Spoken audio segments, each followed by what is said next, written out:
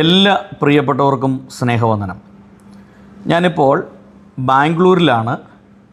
ബഹുമാനപ്പെട്ട ഡോക്ടർ സണ്ണി സാറിൻ്റെ ഭവനത്തിലാണ്. ഭവനം എന്ന് പറയുമ്പോൾ ഇതൊരു വിദ്യാഭ്യാസ സ്ഥാപനമാണ്. നേഴ്സിംഗ് കോളേജ്, അതുപോലെ ഹോസ്പിറ്റല്, അങ്ങനെ വിവിധ കോഴ്സുകൾ ഇവിടെ ഉണ്ട്. അതെല്ലാം സാർ അതിനെക്കുറിച്ച് വിശദീകരിച്ച് പറയുന്നതായിരിക്കും. വളരെ താല്പര്യത്തോടു കൂടിയാണ് ഞാനിവിടെ എത്തിച്ചേർന്നത്. കഴിഞ്ഞ വർഷവും ഞാനിവിടെ വന്നിരുന്നു. 2-3 സ്റ്റുഡൻസിനെ ഇവിടെ കൊണ്ടുവന്ന് ചേർക്കുവാനായിട്ടിടയായി തീർന്നു. അതായത് സൗജന്യ വിദ്യാഭ്യാസം. ഇപ്പോൾ മാതാപിതാക്കളില്ലാത്ത കുട്ടികൾ, അല്ലെങ്കിൽ പിതാവോ മാതാവോ ഇല്ലാത്ത കുട്ടികൾ, അങ്ങനെയുള്ള ചില കുട്ടികളെ പറഞ്ഞയക്കുവാൻ എനിക്ക് സാധിച്ചു. അങ്ങനെയാണ് സാറുമായിട്ടൊരു ബന്ധം വരുവാനായിട്ടിടയായി തീർന്നു. അപ്പോൾ ഇന്ന് നമുക്ക് സാറിൻ്റെ ജീവിതാനുഭവ സാക്ഷ്യങ്ങളും ഈ കോളേജിനെക്കുറിച്ചും ഇവിടുത്തെ പ്രവർത്തനങ്ങളെക്കുറിച്ചൊക്കെ നമുക്ക് കേൾക്കാം. സാറേ, ഗോസ്പൽ TV UP എന്ന ഈ ചാനലിലേക്ക് ഹാർദവമായിട്ട് സ്വാഗതം ചെയ്യുന്നു. സാറിൻ്റെ വിലപ്പെട്ട സമയം ഈ ചാനലിന് വേണ്ടി ചെലവഴിക്കുന്നതിന് നന്ദി അറിയിക്കുന്നു. സാറ് സ്വയമായിട്ടൊന്ന് പരിചയപ്പെടുത്താമോ? സാറിൻ്റെ പേര്, ഇപ്പോൾ എവിടെ താമസിക്കുന്നു, അതോടൊപ്പം തന്നെ ഈ സ്ഥാപനത്തെക്കുറിച്ചും ഒന്ന് പറയാമോ? ഞാൻ ഡോക്ടർ സണ്ണി ഡി എന്നെ പേര്. ഞാൻ ജനിച്ചു വളർന്നതൊക്കെ കർണാടകയിലാണ്. തരിക്കര എന്നുള്ള ഒരു സ്ഥലമുണ്ട്. അതായത് കർണാടകയിൽ ആദ്യത്തെ IPC ചർച്ച് അവിടെയാണ് തുടങ്ങുന്നത്. പണ്ട് സായിപ്പ്മാർ തുടങ്ങിയ ചർച്ചാണ്. ഇപ്പോൾ അത് റിനോവേഷൻ നടന്നുകൊണ്ടിരിക്കുക, പുതുക്കി പണിയുന്നു. കർണാടകയിലെ ഏറ്റവും വലിയ IPC ചർച്ചായിട്ട് പണി നടക്കുക. 2-3 ദിവസമായി തീരും. അപ്പോൾ ഞാൻ അവിടെയാണ് ജനിച്ചു വളർന്നതും സ്ഥാനപ്പെട്ടതും അവിടെയാണ്. അപ്പോൾ ഞാൻ അവിടെ പഠിച്ചു. അവിടെ നിന്ന് ബാംഗ്ലൂരിലേക്ക് സെൻറ്റ് ജോൺസ് മെഡിക്കൽ കോളേജ് 99-ൽ പഠിക്കാൻ വേണ്ടി ഇവിടെ വന്നു. അങ്ങനെ പഠിത്തം കഴിഞ്ഞു. അതല്ല സാറ്, ഇപ്പം ഇവിടെയാണ് ജനിച്ചു വളർന്നതെന്ന് പറയപ്പെടുമ്പോൾ മാതാപിതാക്കൾ ഇവിടെ ആയിരുന്നോ നേരത്തെ? പപ്പ കൊല്ലം, മമ്മി മൂവാറ്റുപുഴ. മമ്മിയൊക്കെ ഇവിടെ ജനിച്ചു വളർന്നേ. നമ്മുടെ ഗ്രാൻഡ് പേരൻസ് അവർ മൂവാറ്റുപുഴ ഇവിടെ ഒന്ന് സെറ്റിലായത്. അവരിവിടെ ജോലിക്ക് വേണ്ടി വന്നു. അതെ, ജോലിക്ക് വേണ്ടി വന്നു. അപ്പോൾ സാറിൻ്റെ ബാല്യകാലമൊക്കെ ഇവിടെ തന്നെയാണ് ചെലവഴിച്ചത്? ഞാൻ ജനിച്ചു വളർന്നൊക്കെ ഇവിടെ തന്നെയായിരുന്നു. പിന്നീട് ഈ സ്ഥാപനത്തെക്കുറിച്ച് ആദ്യം ഒന്ന് പറയാമോ? ഈ ഇവിടെ ഏതൊക്കെ രീതിയിലുള്ള കോഴ്സുകളുണ്ട്? ഈ സ്ഥാപനത്തിൻ്റെ ആ പ്രവർത്തനങ്ങളെക്കുറിച്ചൊന്ന് പറയാമോ? ഇവിടെ നമുക്ക് ഫിസിയോതെറാപ്പി ഡോക്ടർ കോഴ്സുണ്ട്, UG PG 2 കോഴ്സുണ്ട്. പിന്നെ allied health science, BSc OT anaesthesia, പിന്നെ BMIT radiology CT MRI scan, അതിൻ്റെ കോഴ്സുണ്ട്. പിന്നെ BSc നഴ്സിംഗ് ഉണ്ട്, MSc നഴ്സിംഗ് ഉണ്ട്, പോസ്റ്റ് BSc GNM, അങ്ങനെ എല്ലാ കോഴ്സും ഇവിടെ ഉണ്ട്. ഇപ്പോൾ എത്ര വിദ്യാർത്ഥികൾ സാറിൻ്റെ ഈ സ്ഥാപനത്തിൽ പഠിക്കുന്നുണ്ട്? എനിക്ക് മുതൽ 3 സ്ഥാപനമുണ്ട്.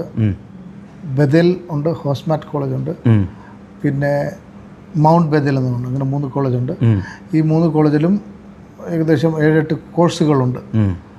പിന്നെ BBA BCA BCom ഉണ്ട്, +1 +2. ഇതെല്ലാം ചേർന്ന് ഏകദേശം 2500 കുട്ടികളോടുണ്ട്. അതിൽ 2000 സ്റ്റുഡൻസ് ഇവിടെ താമസിച്ച് പഠിക്കുന്നവരുണ്ട്. അതായത് ഈ സാറിൻ്റെ ഈ സ്ഥാപനത്തിൽ ഏതാണ്ട് 2500 കുട്ടികളുണ്ട്. അതിൽ 2000 പേര് ഇവിടെ ഹോസ്റ്റലിൽ താമസിച്ചാണ് പഠിക്കുന്നത്. അപ്പോൾ അങ്ങനെ ബാംഗ്ലൂരിൽ തന്നെ വലിയ ഒരു വിദ്യാഭ്യാസ സ്ഥാപനം നടത്തുന്ന ഒരു വ്യക്തിയാണ് ഡോക്ടർ സണ്ണി സാറ്. ജനിച്ചു വളർന്ന ഇവിടെയാണ്. സാറേ, ഈ ഇങ്ങനെ ഒരു ആശുപത്രി, അതോടൊപ്പം തന്നെ വിദ്യാഭ്യാസ സ്ഥാപനം തുടങ്ങാനായിട്ടുള്ള ഒരു പ്രചോദനം എന്തായിരുന്നു? അത് ഞാൻ സെൻറ്റ് ജോൺസ് മെഡിക്കൽ കോളേജ് പഠിച്ചവിടെ വർക്ക് ചെയ്യായിരുന്നു. ആ സമയത്ത് പലരും നാട്ടിൽ നിന്ന് വന്ന് ഇവിടെ ചതിയിലാക്കപ്പെടുന്നു. അവർക്ക് അംഗീകാരമില്ല, ക്ലാസ്സില്ല, ബിൽഡിങ്ങില്ല, ഫെസിലിറ്റില്ല, അങ്ങനെ റാഗിങ്, കുറേ പ്രശ്നങ്ങൾ. അപ്പോൾ ഇവരൊക്കെ എങ്ങനെ ബുദ്ധിമുട്ടുമ്പോൾ എന്നോട് വിളിച്ച് ചോദിക്കായിരുന്നു അറിയുന്നവർ. അപ്പം ഞാൻ അങ്ങനെ ഒരു കോളേജിൽ അഡ്മിനിസ്ട്രേറ്ററായിട്ട് കയറി. പിന്നെ അവിടുന്ന് കോളേജ് മേടിച്ചു. അതായത് 2003 മേടിച്ചു. അഡ്മിനിസ്ട്രേറ്ററായിട്ട് കയറിയതിന് ശേഷം ഈ സ്ഥാപനത്തെ കുറിച്ച് പഠിക്കാനായിട്ടിടയായി. അതെ, അങ്ങനെ പിന്നെ കോളേജ് മേടിച്ചു. ആദ്യം ഒരു കോളേജായിരുന്നു, പിന്നെ 3 കോളേജ്. ഇതേ ഒരേ വർഷം ഫെസിലിറ്റി ഞാൻ കൂട്ടി വന്നു. അന്ന് ആദ്യം ചെറിയതായിരുന്നു, പിന്നെ എവറി ഇയർ നമ്മുടെ ഫെസിലിറ്റി ഇമ്പ്രൂവ് ചെയ്തു വന്നു. അപ്പോൾ ഇപ്പോൾ നമുക്ക് ഏകദേശം 2500 സ്റ്റുഡൻസ് ഇരിക്കാൻ പറ്റുന്ന ഒരു ഓഡിറ്റോറിയം ഉണ്ട്. 25,000 സ്ക്വയർ ഫീറ്റ് ഓഡിറ്റോറിയം. അപ്പോൾ സാർ ഈ ക്രിസ്തീയ വിശ്വാസം പിന്തുടർന്നാണല്ലോ പോകുന്നത്. അതായത് എല്ലാ ആഴ്ചയിലും പ്രാർത്ഥനയുണ്ട്, മീറ്റിംഗ് ഉണ്ട്, ഒക്കെ ഉണ്ട്. സാർ, ഈ രക്ഷയുടെ അനുഭവത്തിലേക്ക് കടന്നു വരാനുള്ളൊരു പശ്ചാത്തലം എന്താണ്? ഒരു ആത്മീയതയിലേക്ക് വരാനായിട്ടുള്ളൊരു പശ്ചാത്തലം എന്നാണ്? ഞാൻ ജനിച്ചു വളർന്നത് പെന്തക്കോസ്ത് കുടുംബത്തിലാണ്. ചെറുപ്പം മുതലേ സൺഡേ സ്കൂളിലൊക്കെ വളരെ ആക്റ്റീവ് ആയിരുന്നു. ഞാൻ മൂത്ത ആളാണ്. എൻ്റെ 3 സഹോദരി സിസ്റ്റേഴ്സുണ്ട്, എൻ്റെ നേരെ ഇളയത്. അപ്പോൾ ഞങ്ങൾ 4 പേരും സൺഡേ സ്കൂളിൽ എല്ലാത്തിലും ഫസ്റ്റായിരുന്നു.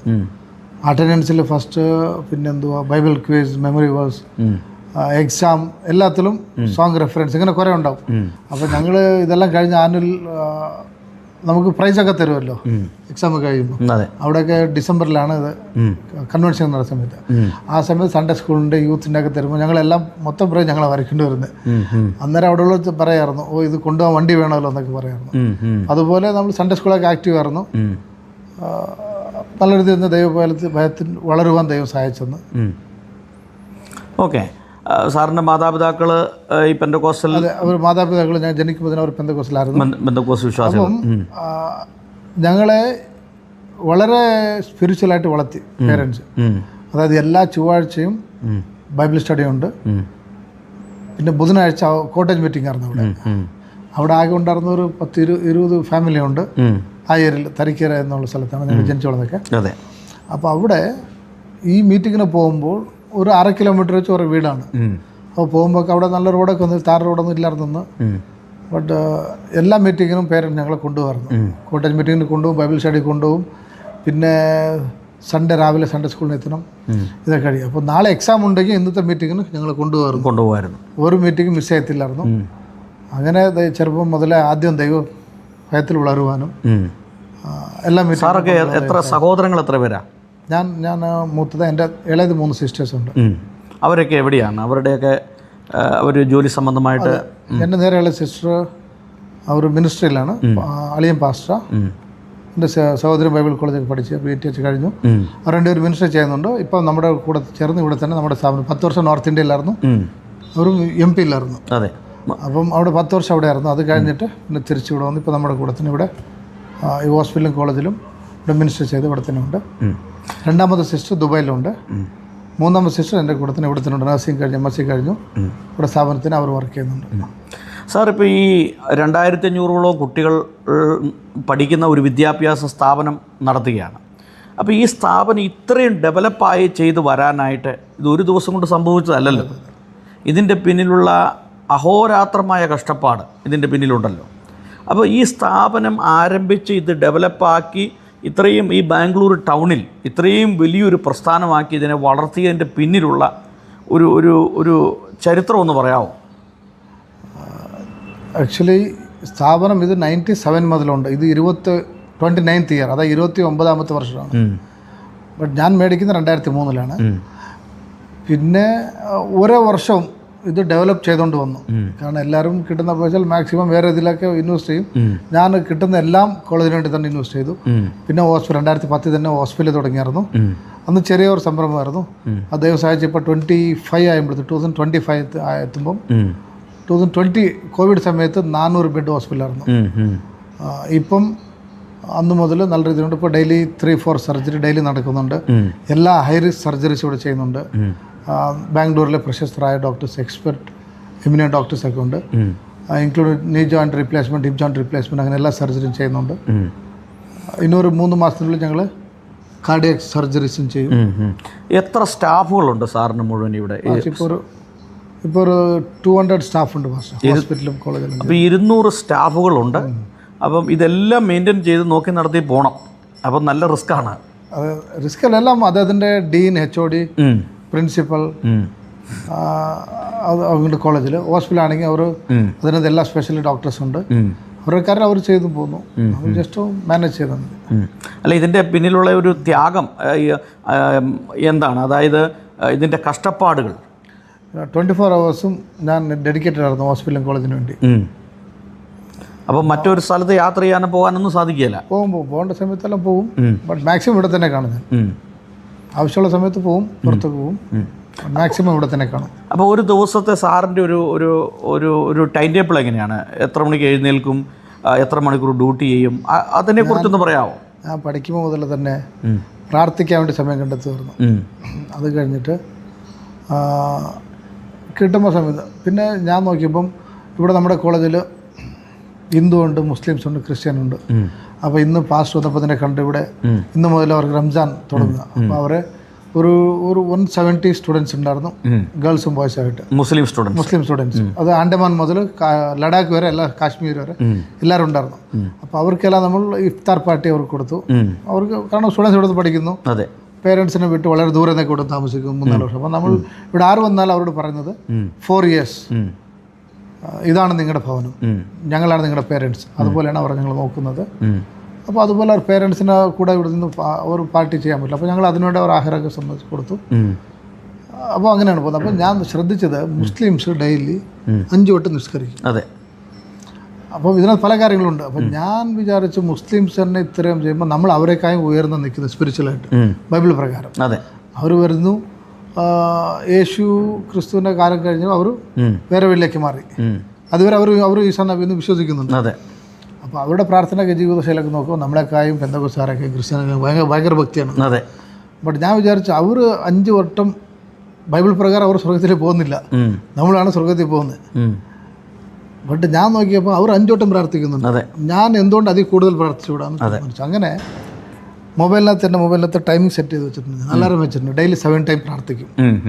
ഒരു പ്രാവശ്യം 7 മിനിറ്റ് വെച്ച് 7 വട്ടം പ്രാർത്ഥിക്കും. അങ്ങനെ ഒരു ടൈം സെറ്റ് ചെയ്തു. കാരണം അവർ 5 ആണെങ്കിൽ നമ്മൾ അതിൽ കൂടുതൽ പോകണം. അപ്പോൾ 7 വെക്കാൻ കാരണം ബൈബിൾ അനേക വട്ടം 7 എന്ന് എഴുതിയിട്ടുണ്ട്. അപ്പോൾ 7 ദിവസം ദൈവം വിശ്രമിച്ചു.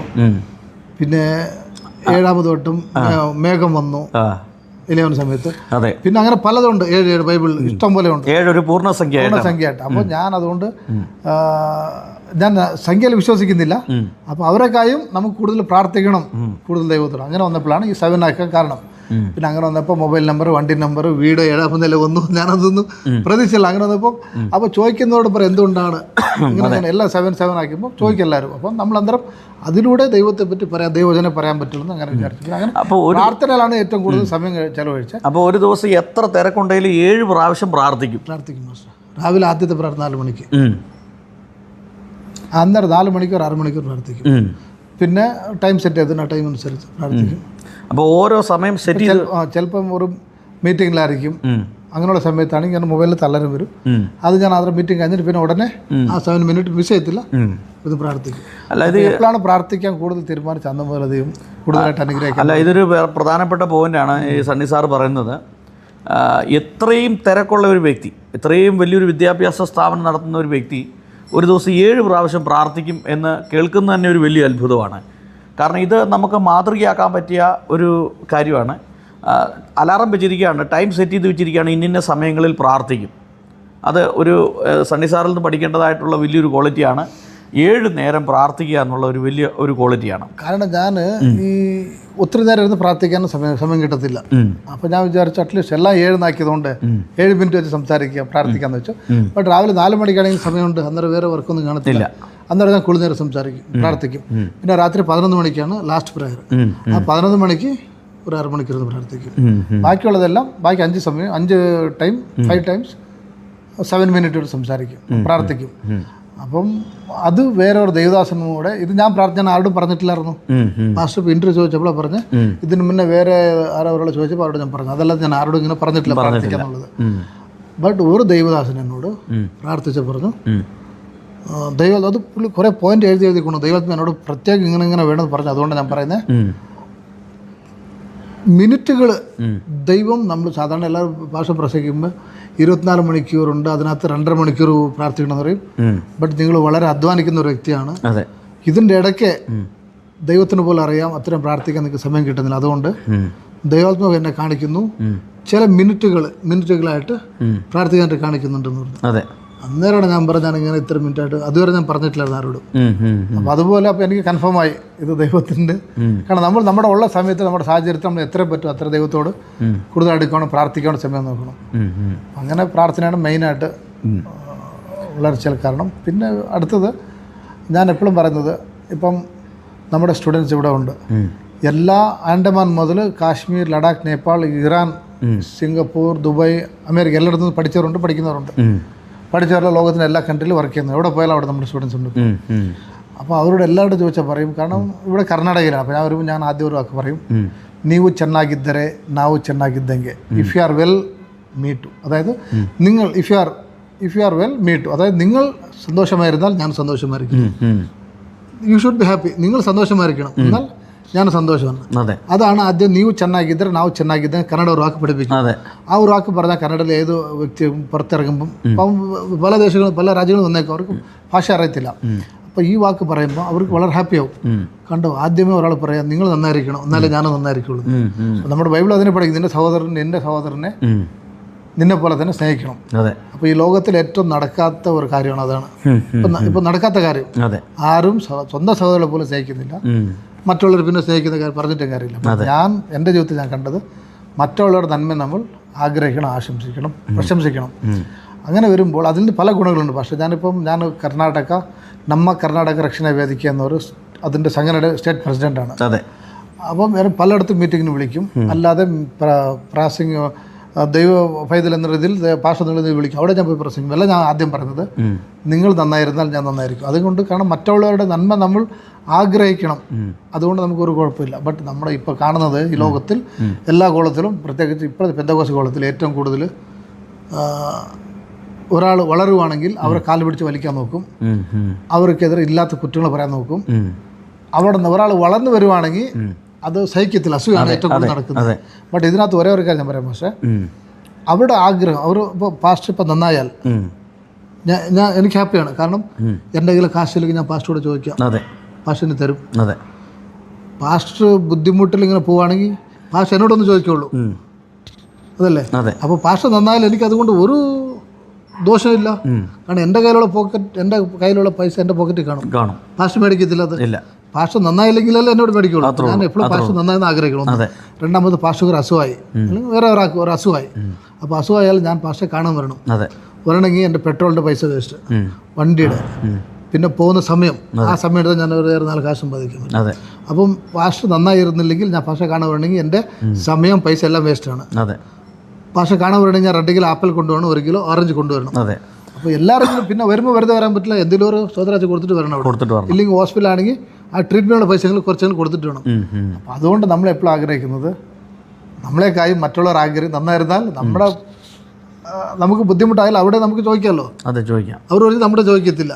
അപ്പോൾ അതുകൊണ്ട് എപ്പോഴും മറ്റുള്ള നന്മ ആഗ്രഹിക്കണം. അതാണ് ഞാൻ പഠിച്ചേക്കുന്നത്, ഞാൻ മനസ്സിലാക്കുന്നത്. നമ്മുടെ സ്റ്റുഡൻസിനോട് ഞാൻ പറയും, നിങ്ങളിവിടെ ഇറങ്ങുമ്പോൾ എന്നേക്കായും നല്ല രീതിയിൽ നിങ്ങളാവണം. ബുദ്ധിമുട്ട് പറയുന്ന ആളിവിടെ വരാൻ ഇടവരുത്തരുത്. അതിനൊക്കെ നല്ല രീതിയിൽ വളർന്നു പോകും. അപ്പോൾ എല്ലാവരും നല്ല രീതിയിൽ എത്തുന്നുണ്ട്. അപ്പം അങ്ങനെ എത്തുമ്പോൾ നമുക്ക് എന്തെങ്കിലും നാളെ ബുദ്ധിമുട്ടല്ല അവരോട് ചോദിക്കാമല്ലോ. ഒന്നില്ലെങ്കിൽ അവർ എന്നോട് ചോദിക്കാൻ വരത്തില്ലല്ലോ. അവർ എന്നേക്കാൾ വളരണം എന്നിങ്ങനെ. എനിക്കിപ്പം അന്ന് കോളേജ് മാത്രമേ ഉള്ളായിരുന്നു. അന്ന് ഞാൻ പറയായിരുന്നു, നിങ്ങൾ പോയി നല്ല ഒരു ഹോസ്പിറ്റലൊക്കെ തുടങ്ങുന്നു. അപ്പോൾ നമ്മുടെ കൂടെ പഠിച്ച സ്റ്റുഡൻസ് ഞാൻ ഇവിടെ ജോലിക്ക് വിടാമല്ലോ. എന്നൊക്കെ വളരുമ്പോൾ അങ്ങനെ നമ്മൾ എപ്പോഴും നല്ലത് ആഗ്രഹിക്കണം. എൻ്റെ ഒരു സുഹൃത്തുണ്ടായിരുന്നു.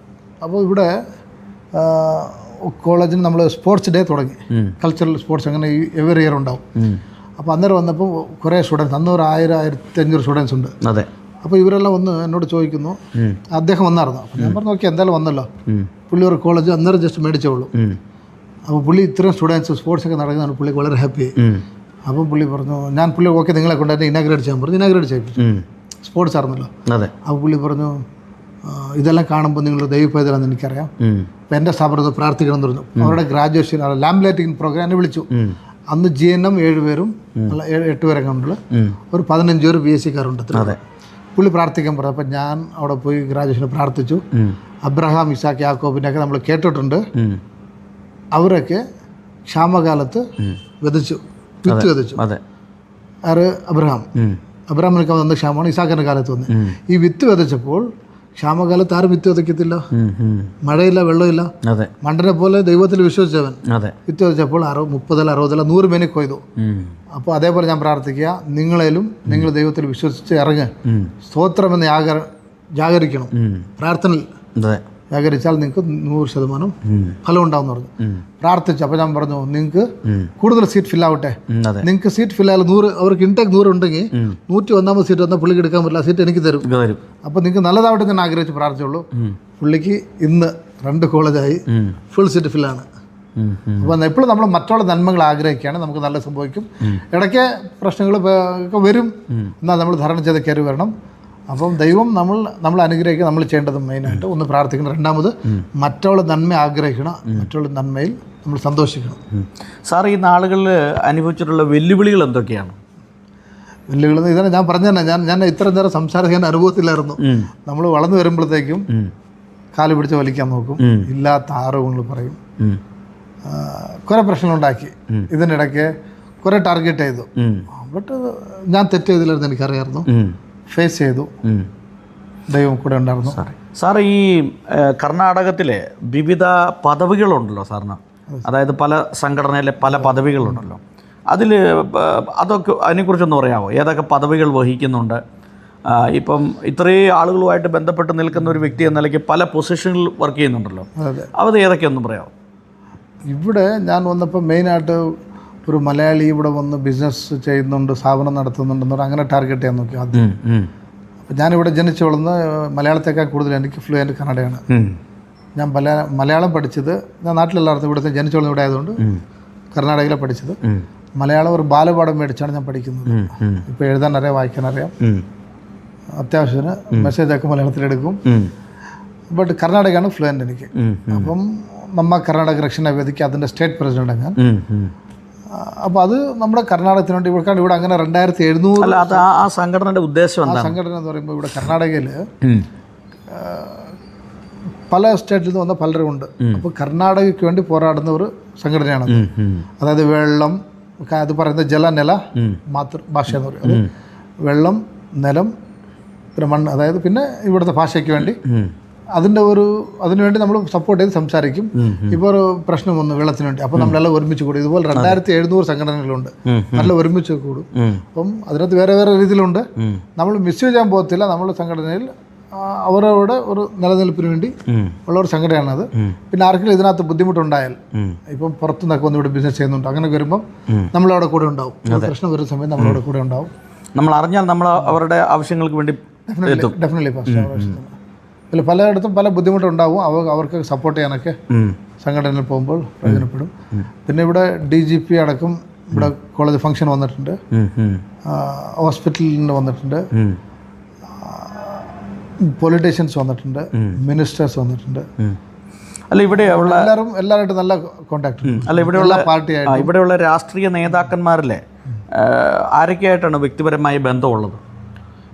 എല്ലാ പാർട്ടിയായിട്ടും ഞാൻ ബന്ധമുണ്ട്. കാരണം നമ്മളൊരു സ്ഥാപനം നടത്തുമ്പം ഒരു പാർട്ടിയുടെ കൂടെ നിൽക്കാൻ പറ്റത്തില്ല. അങ്ങനെ എല്ലാവരുമായിട്ടും ഉണ്ട്, എല്ലാ പാർട്ടിയായിട്ടും, എല്ലാ പൊളിറ്റീഷ്യൻസായിട്ടും, പിന്നെ പോലീസ് ഡിപ്പാർട്ട്മെൻറ്റ്, അങ്ങനെ എല്ലാവരുമായിട്ടും നല്ല ഒരു ബന്ധം മെയിൻറ്റെയിൻ ചെയ്തിട്ടുണ്ട്. പിന്നെ സാറ് ഏത് ചർച്ചുമായിട്ട് ബന്ധപ്പെട്ടാണ് ഇപ്പോൾ പോകുന്നത്? ഞാൻ ജനിച്ചു വളർന്നൊക്കെ തരിക്കറിലായതുകൊണ്ട് അവിടെ IPCയിലായിരുന്നു. ബട്ട് അവിടുന്ന് ബാംഗ്ലൂർ വന്നു. ബാംഗ്ലൂർ വന്നപ്പം IPC തന്നെയായിരുന്നു. പിന്നെ ഇപ്പോൾ 2003 മുതൽ ഞാൻ ബെഥേൽ ചർച്ചിൽ അവിടെയാണ് പോകുന്നത്. അതായത് MA വർഗീസ് പാസ്റ്ററുടെ സഭയിലാണ് പോകുന്നത്. MA വർഗീസ് അവിടെ പോയാലും ഞാൻ ഇപ്പം എല്ലാവരും വിചാരിക്കും എന്തുവാ എല്ലാം കൊണ്ടുപോയി ബെഥേലിലാണ് കൊടുക്കുക. അങ്ങനെയല്ല, ഞാൻ AG IPC ചർച്ചകോട് ഷാരോൺ TPM എല്ലാവരും സഹകരിച്ച് പോകും. എല്ലാ വർഷവും TPM കൺവെൻഷൻ ഞാൻ ദുബായിൽ പോവും. എല്ലാ വർഷവും TPM കൺവെൻഷന് ചെന്നൈയിലും പോവും. ബാംഗ്ലൂരിൽ ചർച്ചകോട് കൺവെൻഷന് പോവും. AG IPC എല്ലാ കൺവെൻഷനുണ്ട്. എല്ലാത്തിനും നമ്മൾ കാരണം നമ്മൾ ദൈവം ചെയ്യുന്ന ബിസിനസ്സും കൂടെ ആയതുകൊണ്ട് എല്ലാവരും സഹകരിച്ച് പോവും. പിന്നെ ആരാധനയ്ക്ക് ഞാൻ ഇവിടെയാണ് പോകുന്നത്. എല്ലാ ബുധനാഴ്ചയും ഇവിടെ എല്ലാ ദിവസവും വൈകിട്ട് ഫെലോഷിപ്പ് ഉണ്ട്. അപ്പോൾ ഒരു ദിവസം AGയിലെ പാസ്റ്റർ വരും. പിന്നെ ഒരു ദിവസം TPMൽ എല്ലാ ചൊവ്വാഴ്ചയും TPMൽ ഒരു പാസ്റ്റർ ഇവിടെ മീറ്റിംഗ് നടത്തുന്നുണ്ട്. അങ്ങനെ പലരും. പിന്നെ ഇവിടെ തന്നെ നമ്മുടെ പാസ്റ്റേഴ്സ് ഉണ്ട്, നമ്മുടെ സ്റ്റുഡൻസിലെ വിശ്വാസികൾ കുട്ടികളുണ്ടോ? ഉണ്ട് പാസ്റ്റർ. ഒരു ഹിന്ദു മുസ്ലിം ക്രിസ്ത്യൻസ് എല്ലാവരും ഉണ്ട്, വിശ്വാസികളുണ്ട്. അവർ ഡെയിലി വൈകിട്ട് ഒരു 6 to 7:30 വരെ ഫെലോഷിപ്പ് ഉണ്ട്. ആരും നിർബന്ധിക്കത്തില്ല, അവർ പോയി പ്രാർത്ഥിക്കും. ഇപ്പോൾ മുസ്ലിംസ് ആണെങ്കിൽ എല്ലാ ദിവസവും എല്ലാ വെള്ളിയാഴ്ചയും ഉച്ചയ്ക്ക് ഒരു 12 മുതൽ 3 മണി വരെ അവർക്ക് ലീവാണ്, അവർക്ക് പോയിട്ട് വരാൻ വേണ്ടി. അങ്ങനെ ഹിന്ദുവിൻ്റെ സമയത്താണെങ്കിൽ അവർക്ക് ഇപ്പം കഴിഞ്ഞ ആഴ്ചയിൽ ഇവിടെ ശിവരാത്രി ഉണ്ടായിരുന്നു. അപ്പോൾ ആ സമയത്ത് അവർക്ക് അങ്ങനെ വേണ്ടതാ അവിടെ ലീഡറുണ്ടോ സെക്യൂരിറ്റി ഉണ്ടാവും, അവർ സ്റ്റാഫിൻ്റെ കൂടെ വിടും. അപ്പോൾ അവർക്കാണ് ഇത് ഒരു നമ്മൾ വിദ്യാഭ്യാസ സ്ഥാപനം ആയതുകൊണ്ട് പിന്നെ ഹോസ്പിറ്റലൊക്കെ ഉള്ളതുകൊണ്ട് അപ്പോൾ അവരവരുടെ ഫ്രീഡം അവരവർക്കുണ്ട്. ഓക്കെ, ഈ ബാംഗ്ലൂർ AG ചർച്ചുമായിട്ട് ബന്ധപ്പെട്ടാണല്ലോ നിൽക്കുന്നത്. ഈ MA വർഗീസ് പാസ്റ്ററുമായിട്ടുള്ള ഒരു ബന്ധം എങ്ങനെയാണ്? പാസ്റ്റർ, ഞാൻ എൻ്റെ ഫാദർ 35 വർഷം ഐ പി സിയിലായിരുന്നു. ഞാൻ ജനിച്ചു വളർന്ന ഐ പി സിയിൽ, സ്ഥാനപ്പെട്ടത് ഐ പി സിയിലാണ്. അപ്പം സ്പിരിച്വലായിട്ടൊക്കെ വളരാനൊക്കെ അതിനകത്ത് അത്ര സപ്പോർട്ട് ചെയ്തില്ല അവർ. കടന്നൊക്കെ ഞാൻ SLC പഠിക്കുമ്പോൾ ഗവൺമെൻറ് സ്കൂളിലാണ് പഠിക്കുന്നത്.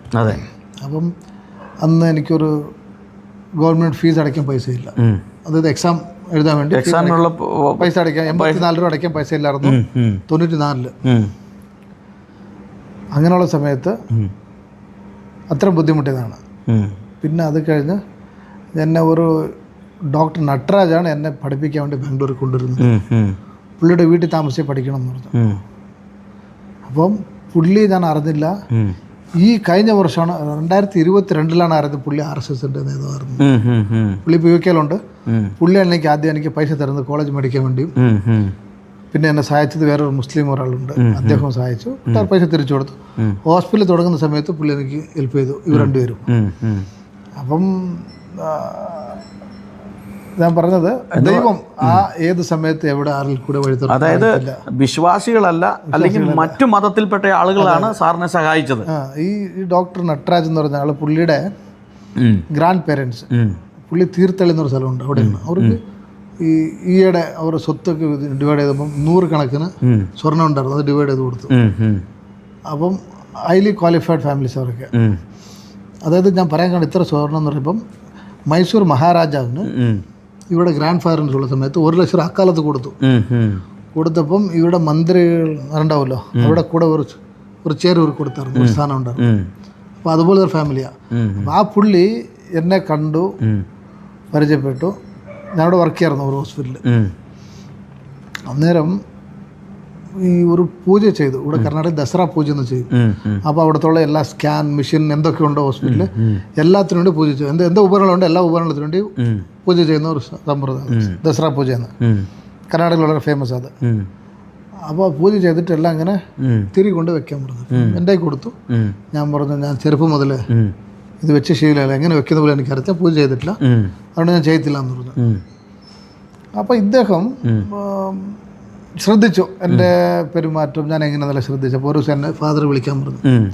ഫാദറിനെ വിളിച്ചു. അപ്പം ഞാൻ അന്നോട് വരുന്നത് 3 കിലോമീറ്റർ നടന്നു വരണം. ഇത് 97 കഥയാണ്. 3 കിലോമീറ്റർ നടന്നു വരണം. അവിടുന്ന് പിന്നെ 35 കിലോമീറ്റർ ബസ്സിൽ പോകണം. പിന്നെ ഇറങ്ങി ഒരു 1.5 കിലോമീറ്റർ നടക്കണം ഹോസ്പിറ്റലിലേക്ക്. അങ്ങനെയുള്ള സമയത്ത് ഈ ഡോക്ടർ ശ്രദ്ധിച്ചപ്പം ഫാദറിനെ വിളിക്കാൻ പറഞ്ഞു. ഞാൻ വിളിച്ചു. അപ്പോൾ രാവിലെ ഞാൻ 7:30 ഇവിടെ വരും, തിരിച്ചു പോയിട്ട് 7:30 ബസ്സിനെ തിരിച്ചു വന്നു. അപ്പോൾ രാവിലെ 6 മണിക്ക് വീട്ടിൽ നിന്ന് ഇറങ്ങണം, രാത്രി എത്തുമ്പോൾ 9 മണിയായിരുന്നു. അപ്പോൾ ഈ പുള്ളി വിളിച്ച് ഫാദറിനെ വിളിച്ച് കാര്യങ്ങൾ സംസാരിച്ച്, നിങ്ങളുടെ മോൻ ഇനി നല്ല ഇത് പഠിക്കാൻ വേണ്ടി സെൻറ്റ് ജോൺസിൽ ബാംഗ്ലൂർ മെഡിക്കൽ കോളേജിൽ പഠിപ്പിക്കണം. അന്നേരം വീട്ടിൽ സാമ്പത്തിക ബുദ്ധിമുട്ട് വളരെ മോശമായിരിക്കും. എൻ്റെ ഇളയ 3 സിസ്റ്റേഴ്സാണ്. അപ്പം ഈ ഡോക്ടർ പറഞ്ഞു, ഞാനെന്നാ നിങ്ങളുടെ മോനെ കൊണ്ടുപോയി ഞാൻ ബാംഗ്ലൂർ പഠിപ്പിക്കാമെന്ന് പറഞ്ഞു. അപ്പോൾ നമുക്ക് നിവൃത്തില്ല, സാർ അങ്ങനെ ചെയ്തോളാൻ പറഞ്ഞു. അന്ന് ഒരു കവറിനകത്ത് 1750 രൂപ 97 ഈ ഡോക്ടർ, ഹിന്ദുവായ ഡോക്ടർ, ഈയിടെയാണ് ഞാൻ മനസ്സിലായി പുള്ളി RSSൻ്റെ ലീഡർ എന്നുള്ളത്. ആ പുള്ളി പൈസ മടക്കി കവറിനകത്താക്കി എൻ്റെ ഫാദർ പോക്കറ്റ് വെച്ചു. അപ്പം പറഞ്ഞു, നിങ്ങളുടെ മകനെ നല്ല രീതിയിൽ വളർത്തിയതുകൊണ്ട് ഇത് ഞാൻ നിങ്ങൾക്ക് തരുമെന്നുള്ളത്. അങ്ങനെയാണ് പുള്ളി എന്നെ അവിടുന്ന് ബാംഗ്ലൂർ, പിന്നെ UK പോയി തിരിച്ച് UK വന്നപ്പോൾ എന്നെ പുള്ളി ബാംഗ്ലൂർ വിളിപ്പിച്ചു. ഇവിടെ പഠിക്കാൻ ഹെൽപ്പ് ചെയ്തു, പഠിക്കാൻ വേണ്ടി ഹെൽപ്പ് ചെയ്തു. അത് കഴിഞ്ഞ് കോളേജ് ഹോസ്പിറ്റലിൽ തുടങ്ങാൻ വേണ്ടി പുള്ളി ഹെൽപ്പ് ചെയ്തു. അപ്പോൾ നമ്മൾ ദൈവസ്ഥാനത്തിൽ നേരോടെ നിൽക്കുകയാണെങ്കിൽ നീതിമാന്റെ തലമുറ ഒരിക്കലും നശിക്കത്തില്ല. അതിന് ഒരു എക്സാമ്പിളാണ് ഞാൻ തന്നെ പറഞ്ഞത്. നമ്മളൊക്കെ വായിച്ചത് ബൈബിളിൽ കേൾക്കും നമ്മൾ, എന്തോ അബ്രഹാം, ഇസാക്ക്, യാക്കോബിൻ്റെ മക്കളാണ്, അല്ലെങ്കിൽ നമ്മുടെ പിതാക്കന്മാർ എന്നൊക്കെ നമ്മൾ പറയും. നമ്മളിതാരും കണ്ടിട്ടില്ല, കേട്ടിട്ടില്ല. എന്നിട്ട് ബൈബിൾ വായിക്കുന്നു, മനസ്സിലാക്കുന്നു. ബട്ട് ഞാൻ പറയുന്നു, ജീവനുള്ള സാക്ഷിയാണ് ഞാൻ നിൽക്കുന്നത്. കാരണം നീതിമാന്റെ സന്തതി ഒരിക്കലും നശിച്ചു പോകത്തില്ല. രണ്ടാമത്തേത്, എൻ്റെ ഫാദറൊക്കെ നാട്ടിൽ വിശ്വാസം വന്നതുകൊണ്ടാണ് വീട് വിട്ട് നാട്ടിൽ നിന്ന് വരുന്നത്. അവിടുന്ന് നാട് കിടത്തപ്പെട്ട് ഇവിടെ വന്ന് തിരിച്ച് 10 വർഷം കഴിഞ്ഞ് പോയപ്പം വീട്ടിൽ കയറി കാല് വെട്ടിക്കളയെന്ന് പറഞ്ഞ് വാക്കത്തി വെച്ച് നിന്നു. അപ്പോൾ ഇവിടെ പെങ്ങൾ ഗസറ്റഡ് ഓഫീസറായിരുന്നു, അഗ്രികൾച്ചർ ഡിപ്പാർട്ട്മെൻറ്റ്. അങ്ങനെ പുറത്താക്കി. അങ്ങനെ തിരിച്ച് ഒരു കർണാടകത്തിന് പാപ്പ വന്നു, അവിടെ തന്നെ സെറ്റിലായി. അന്ന് ഒത്തിരി ബുദ്ധിമുട്ടാണ് ജീവിച്ചത്.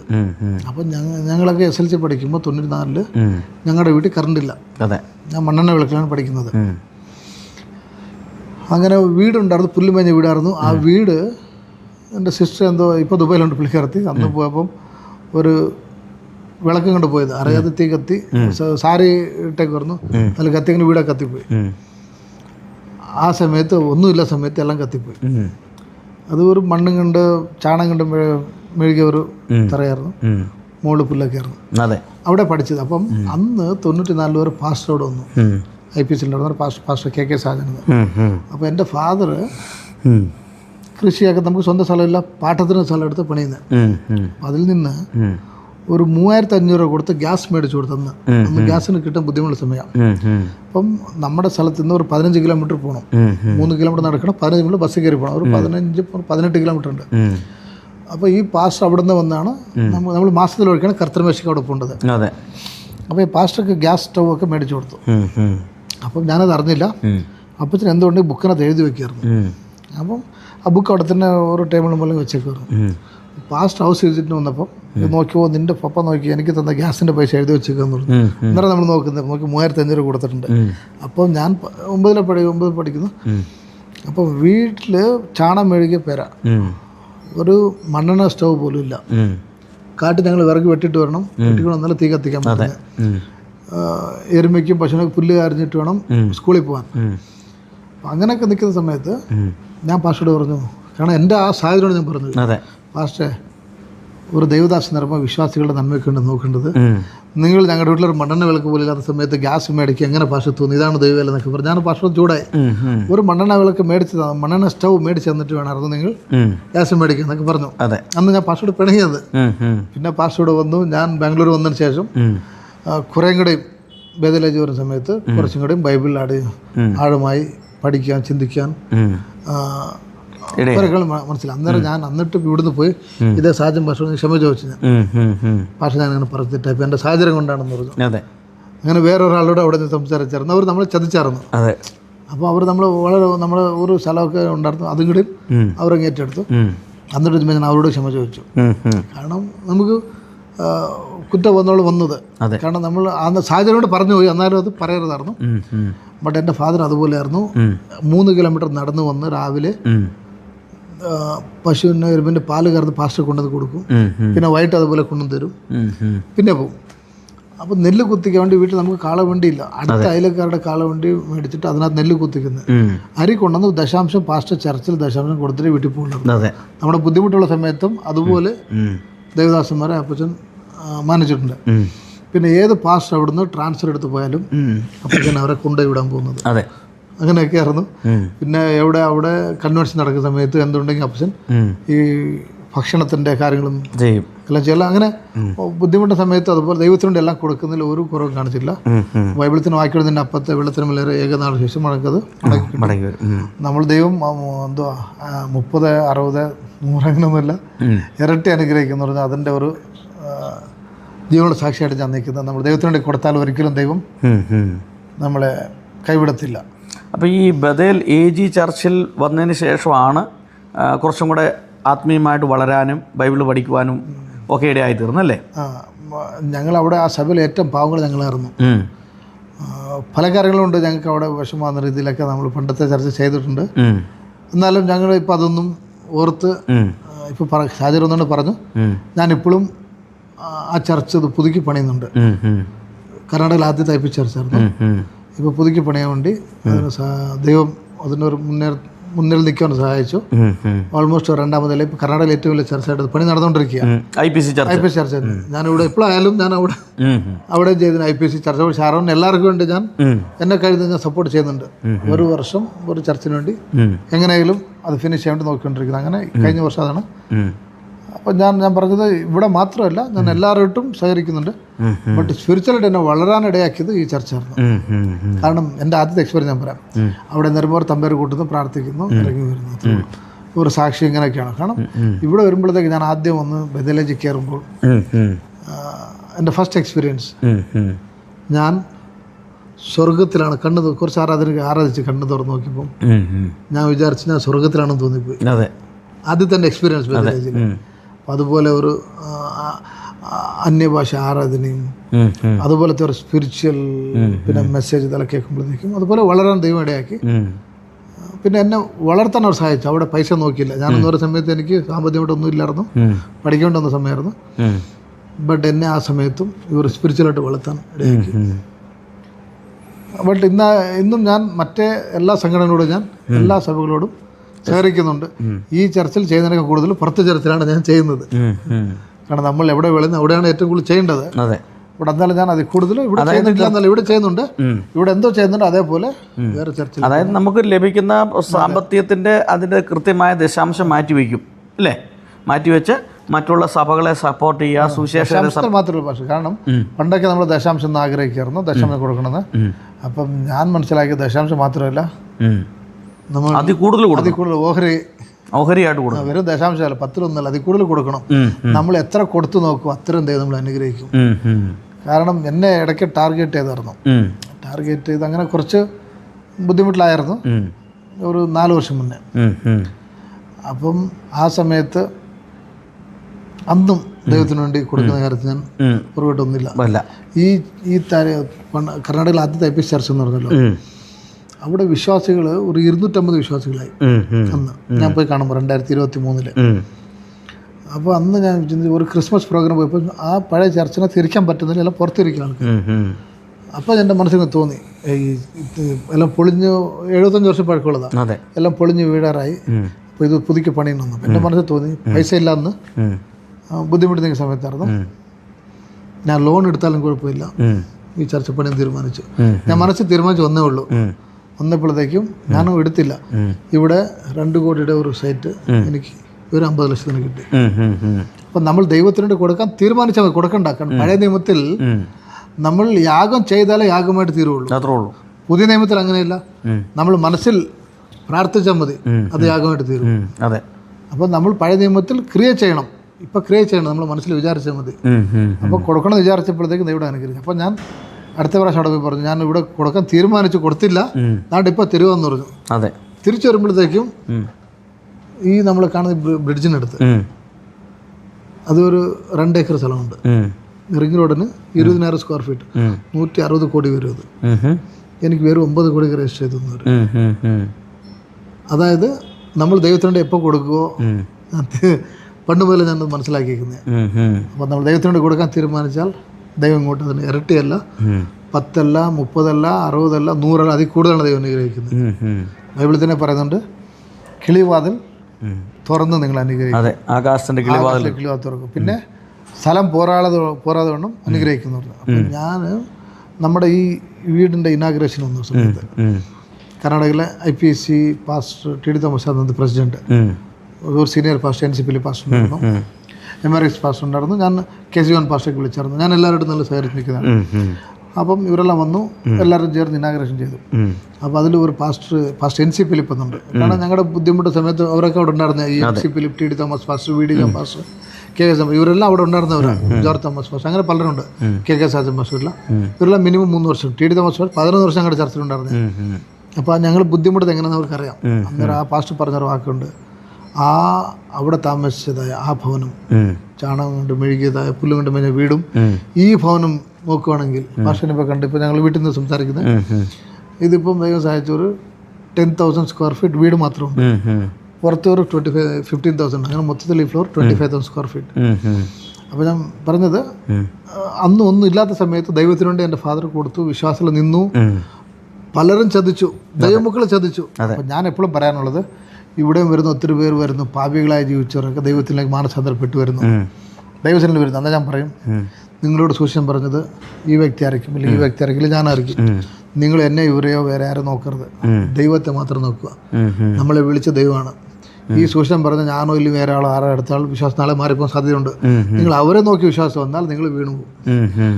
നിങ്ങൾ ഒരിക്കലും അവിടെ നോക്കരുത്, ദൈവത്തെ മാത്രം നോക്കണം ഞാൻ പറയും. അതുപോലെ എൻ്റെ ഫാദറും സഭയിലെ മൂപ്പന്മാർ ചതിച്ചു, പറ്റിച്ചു. കുറേ കഥകളുണ്ട്, ഞാനിപ്പോൾ പറയുന്നില്ല. എന്നാലും അന്ന് ഇപ്പോൾ വിശ്വാസത്തിൽ ഈ പെന്തക്കോസ്തുകാർ ഇങ്ങനെയൊക്കെയാണെന്ന് തിരിച്ചു പോയായിരുന്നെങ്കിൽ ഇതൊന്നും കിട്ടത്തില്ലായിരുന്നു. അപ്പോൾ ദൈവത്തിന് നമ്മൾ നഷ്ടങ്ങളായാലും ത്യാഗമായാലും കഷ്ടമായാലും പിടിച്ചു നിൽക്കണം. നമ്മൾ ഒരിക്കലും സഭയിലെ മൂപ്പനെയോ സഭയിലെ വിശ്വാസിയോ പാസ്റ്റർ അല്ല നോക്കേണ്ടത്. അവർ നമ്മൾ വഴി കാണിക്കുന്ന, നമ്മൾ അതിൽ കൂടുതലായി നമുക്ക് വേണ്ടി ജീവൻ തന്ന, നമുക്ക് വേണ്ടി വഴി ഒരുക്കിയിരിക്കുന്ന, നമുക്ക് വേണ്ടി ഭവനം നിർമ്മിച്ചുകൊണ്ടിരിക്കുന്ന ആ സ്വർഗശില്പിയായ ദൈവം പണിതുകൊണ്ടിരിക്കുക. ആ ഭവനത്തിന് വേണ്ടി നമ്മൾ നോക്കിയിരിക്കണം. ആ ദൈവത്തെ മാത്രം നമ്മൾ നോക്കുക. നമ്മുടെ ജീവിതത്തിൽ ഒരിക്കലും ബുദ്ധിമുട്ട് വരും, പ്രയാസങ്ങൾ വരും, എന്നാൽ അവിടെ ഇവിടെ ദൈവം കൈവിടില്ല. നമ്മൾ പിടിച്ചുയർത്തുന്നുള്ള ഒരു സാക്ഷിയായിട്ട് ഞാനിവിടെ നിൽക്കുന്നത്. ഇനി എന്താണ് സാറിൻ്റെ ഒരു ഫ്യൂച്ചർ പ്ലാനൊക്കെ എന്താണ്? പക്ഷേ ഇപ്പോൾ ഇവിടെ നമുക്ക് ദൈവം സഹായിച്ച് ഇത്ര സ്റ്റുഡൻസ് ഉണ്ട്, ഇത്ര സ്ഥാപനങ്ങളുണ്ട്, എല്ലാം പഠിക്കുന്നുണ്ട്, കുട്ടികളുണ്ട്. ഞാൻ ഒരിക്കലും ഈ സ്ഥാപനത്തിൽ വരുന്നവരെ പൈസ ഇല്ലയെന്ന് പറഞ്ഞ ഒരു കുട്ടിയെ പോലും ഞാൻ പുറത്ത് വിട്ടിട്ടില്ല. നിങ്ങൾ ഇത്ര തന്നെ ഫീസ് ചിലർ വിളിച്ച് നോക്കും, ചിലർ നിങ്ങൾ ഒന്നര ബാക്കി ദൈവം വഴി തുറക്കുന്നവർ വരും. ഫീസ് അടച്ചില്ല എന്ന് ഒരാളെ പോലും ക്ലാസ്സിൽ നിന്ന് പുറത്താക്കിയിട്ടില്ല, എക്സാം എഴുതിക്കാതിരുന്നിട്ടില്ല ഇതുവരെ. കോഴ്സൊക്കെ സർട്ടിഫിക്കറ്റും കൊടുത്തു വിട്ടിട്ടുണ്ട്. നിങ്ങൾ ജോലി കിട്ടി തരാൻ പറയും. എല്ലാവരും ചിലർ അങ്ങനെ ബുദ്ധിമുട്ട് കാണും. ഓർഫൻസ് ആണെങ്കിൽ 100% അവർക്ക് ഫ്രീ ആണ്, എല്ലാ ചിലവും ഞങ്ങൾ നോക്കും. അല്ലാത്തവർക്ക് ബുദ്ധിമുട്ടുണ്ടെങ്കിൽ ഫുഡ് അക്കോമഡേഷൻ ഫ്രീ ആണ്, ഫീസ് മാത്രം അടയ്ക്കാൻ പറയും. പിന്നെ ബാക്കിയുള്ളവർ ലോൺ എടുത്തും പഠിക്കും, ബുദ്ധിമുട്ടില്ല. അങ്ങനെ എല്ലാവരും ഒരാളെ പോലും ഞാൻ പൈസ ഇല്ല എന്ന് പറഞ്ഞാൽ പഠിപ്പിക്കാതിരുന്നിട്ടില്ല. അപ്പം അത് എന്നുവരെ പറ്റും അന്നുവരെ ഞാൻ ചെയ്യും. കാരണം ആ ഒരാൾ പഠിച്ചാലേ, ഇപ്പം നമ്മുടെ ഗവൺമെൻറ് തന്നെ പറയുന്നത്, റിസർവ് ബാങ്ക് തന്നെ പറഞ്ഞിട്ടുണ്ട്, ഒരു കുട്ടി പഠിക്കാൻ വേണ്ടി എഡ്യൂക്കേഷൻ ലോൺ കൊടുക്കണം. ഒരു ലോൺ കാരണം ഒരാൾക്ക് ഒരു വീട് പണിത് കൊടുക്കാൻ 10 ലക്ഷം ചിലവാക്കണം. 10 ലക്ഷം ചിലവാക്കി വീട് പണിത് അവർ പിന്നെ ആ കുടുംബത്തിലെ ആൾക്കാർ ഇങ്ങനെ വർദ്ധിച്ചുകൊണ്ടിരിക്കുകയാണ്, പോപ്പുലേഷൻ. അത് പിന്നെ അടുത്ത ആൾക്ക് വീട് പണിത് കൊടുക്കണം. എന്നാൽ അതേ ഒരു 10 ലക്ഷമോ അല്ലെങ്കിൽ 5 ലക്ഷമോ ഒരു ലോൺ എടുക്കാൻ വേണ്ടി ബാങ്ക് സഹായിക്കുകയാണെങ്കിൽ ആ ലോണും കൊണ്ട് ഒരാൾ പഠിച്ചാൽ അവർ മിനിമം 10 വരെ പോറ്റാൻ പറ്റും. അവർ ആ ലോൺ തിരിച്ചടയ്ക്കുകയും ചെയ്യും. അതുകൊണ്ടാണ് ഗവൺമെൻറ് എപ്പോഴും ലോൺ എടുത്ത് പഠിക്കുന്നവർക്ക് സഹായിക്കുന്നത്, ഒരു വീട് പണിത് കൊടുക്കുക. അതിനപ്പം എഡ്യൂക്കേഷനാണ് മെയിനായിട്ട് വേണ്ടത്. എഡ്യൂക്കേഷൻ ഉണ്ടെങ്കിൽ ആ കുടുംബം ഒരാളെ കൊണ്ട് ഒരു മിനിമം 10 പേരെ രക്ഷപ്പെടും. അപ്പം നമ്മൾ ചെയ്യുന്നത് മാക്സിമം പറ്റുന്നവരെ നല്ല രീതിയിൽ പഠിപ്പിച്ചിറക്കുക. ഇപ്പോൾ നമുക്ക് ഹോസ്റ്റൽ കോളേജിൽ ഓരോ ക്യാമ്പസിലുള്ളതുകൊണ്ട് ഫെസിലിറ്റി പഠിച്ചിറങ്ങിയവർ പല ലോകത്തിന് പല കൺട്രിയിൽ വർക്ക് ചെയ്യുന്നുണ്ട്. ഒരു വീട്ടിൽ തന്നെ 3 പേരൊക്കെ ഇവിടെ നിന്ന് പഠിച്ചിട്ടുണ്ട്. ഒരു ഹോസ്റ്റലിൽ ഫോർ എക്സാമ്പിൾ 2009 തന്നെ നോബൽ പി തോമസ് പാസ്റ്റർ എന്നൊരു പാസ്റ്ററുണ്ട്, പാസ്റ്റർ കേട്ടെന്ന് കോഴിക്കോടിലെ. അവിടെ ചേട്ടൻ്റെ മക്കൾ സണ്ണിച്ചാർന്ന് 2 പേര്, ഒരാൾ 2009 2010 പഠിച്ച സാനി നിസി. അവരൊക്കെ നല്ല സ്പിരിച്വലായിട്ട് നല്ല രീതിയിൽ പാട്ടും പ്രാർത്ഥനയൊക്കെ. ഒരു വീട്ടിൽ നിന്ന് 2 പേരെ വിട്ടു. എന്തുകൊണ്ടാണ് ഇവിടുന്ന് നല്ല രീതിയിലായതുകൊണ്ട്. അതുപോലെ ഒത്തിരി പേര് പഠിച്ചിട്ടുണ്ട്. 3 പേരൊക്കെ ഒരു വീട്ടിൽ നിന്ന് പഠിച്ചിട്ടുണ്ട്, ഒരു വീട്ടിൽ നിന്ന് ഇവിടെ നിന്ന് പഠിച്ചിട്ടുണ്ട്, ഇപ്പോഴും പഠിക്കുന്നുണ്ട്. പഠിച്ച് ഇവരെല്ലാം സ്പിരിച്വൽ നല്ല രീതിയിൽ പോയിട്ടുണ്ട്. പിന്നെ ഇവിടെ വരുമ്പോൾ, കാരണം നമ്മൾ കുറച്ച് സ്ട്രിക്റ്റാണ്, ഞാൻ ഇതേ ക്യാമ്പിൽ താമസിക്കുന്നതുകൊണ്ട് കുറച്ചും കൂടെ ഇവിടെ ഡീൻ പ്രിൻസിപ്പൽ എല്ലാം ഉണ്ട്, എല്ലാം സീനിയർ സ്റ്റാഫ്. 2006 മുതൽ പ്രിൻസിപ്പൽ ഇവിടെ ഉണ്ട്, മാറിയിട്ടില്ല. അപ്പോൾ ഒരു പ്രിൻസിപ്പൽ ഇത്ര വർഷം ഇവിടെ വർക്ക് ചെയ്യണമെന്നുണ്ടെങ്കിൽ ഇതുവരെയുള്ള 3 കോളേജിലേക്ക് 3 പ്രിൻസിപ്പൽ അന്ന് മുതൽ ഇന്ന് വരെ ഉണ്ട്. ഈ പ്രിൻസിപ്പൽ എന്ന ഡീൻ ഉണ്ട്, ഇവർ HOD, ഇവരെല്ലാം അന്ന് മുതൽ ഇവിടെ തന്നെ വർക്ക് ചെയ്യുന്നുണ്ട്. കാരണം അവരൊക്കെ നമ്മൾ നല്ല രീതിയിൽ നോക്കുന്നുണ്ടും നല്ല സ്ഥാപനമാണ് അവർ നിൽക്കുന്നത്. ഇല്ലെന്നുണ്ടെങ്കിൽ അവർ എപ്പോൾ ഇട്ടു പോകാനെ. അപ്പം ഇവരൊക്കെ ഇവിടെ നിന്ന് വർക്ക് ചെയ്യുന്നു, പഠിച്ചിറങ്ങി കുട്ടികളൊക്കെ പോയിട്ടുണ്ട്. അപ്പോൾ ഇവരൊക്കെ പറയുന്നത്, നമ്മൾ സ്ട്രിക്റ്റ് ആയതുകൊണ്ട് ഇവിടെ കസിൻസൊക്കെ പെൺകുട്ടികളെ കാണാൻ വരുമല്ലോ. പെൺകുട്ടികളെ കാണാൻ വരുന്ന സമയത്ത് നമ്മൾ വീട്ടിൽ വിളിച്ച് കൺഫേം ചെയ്യും, ഇത് ബ്രദറാണോ സിസ്റ്ററാണോ അല്ലെങ്കിൽ കസിനാണെന്ന്. അപ്പോൾ അത്ര സ്ട്രിക്റ്റ് ആയതുകൊണ്ട് അവരിന് പറയും, കല്യാണം കഴിക്കുകയാണെങ്കിൽ ബദൽ പഠിച്ച കുട്ടികളെ തന്നെ കല്യാണം കഴിക്കണം എന്ന് പറഞ്ഞ് അത്ര സ്ട്രിക്റ്റാണ് കാര്യങ്ങളൊക്കെ. അപ്പം അതുകൊണ്ട് അവരുടെ കസിൻസ്, അവരുടെ തന്നെ റിലേഷൻസ് ഇങ്ങനെ കുറേ പേരൊക്കെ വന്നുകൊണ്ടിരിക്കും ഇവിടെ. അപ്പോൾ ഈ പഠിച്ച കുട്ടികൾ തന്നെയാണ് ഒത്തിരി പേരെ ഇങ്ങോട്ട് വിടുന്നത്. അല്ലാതെ ഞാൻ ഏജന്റുമാരെയോ വേറെ ആരും കൂടുതൽ വിശ്വസിക്കാൻ പോകത്തില്ല.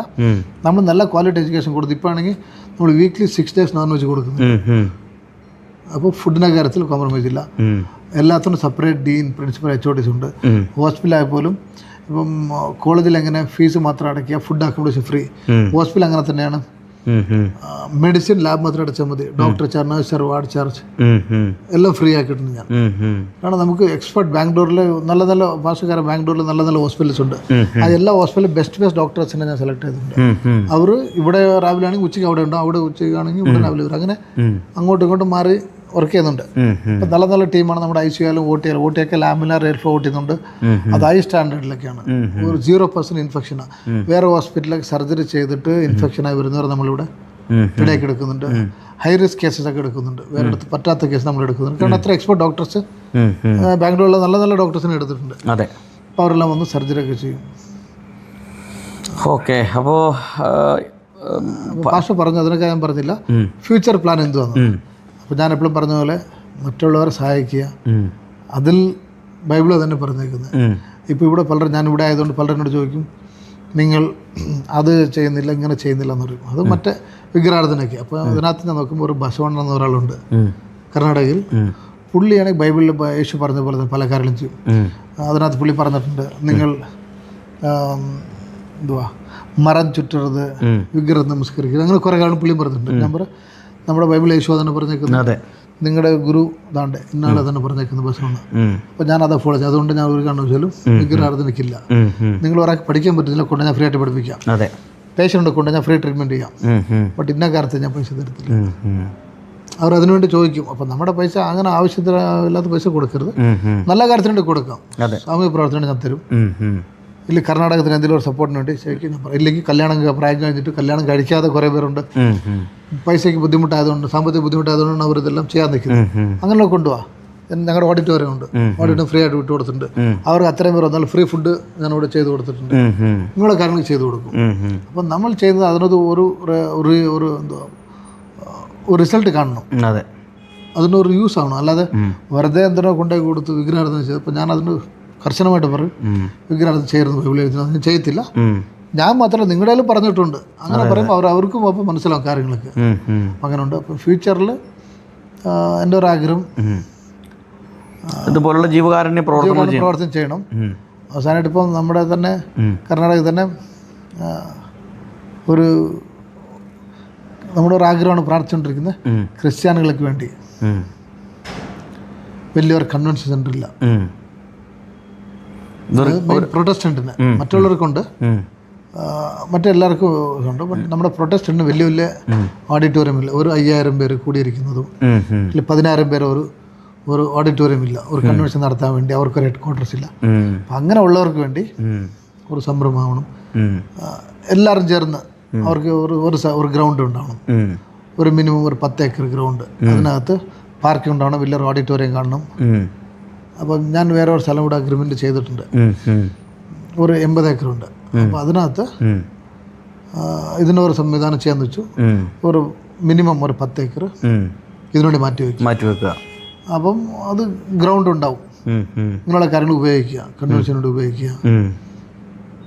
അതാണ് മെയിൻ ഉദ്ദേശം. അങ്ങനെ കാരണം എല്ലാവർക്കും പ്രയോജനം. കാരണം നമുക്ക് അങ്ങനെ ഒരു സ്ഥലമില്ല.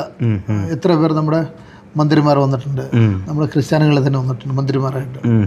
ബട്ട് അവരെ കൊണ്ട് അവർ വിചാരിച്ച ഗവൺമെൻറ്റിൽ നിന്ന് ഒരു സ്ഥലം കൊടുത്ത് നമ്മളെല്ലാവരും എല്ലാ സംഘടന എല്ലാം ഒരുമിച്ച് ചേർന്ന് നമ്മൾ പോയി പലവട്ടം ചോദിച്ചിട്ടുണ്ട്.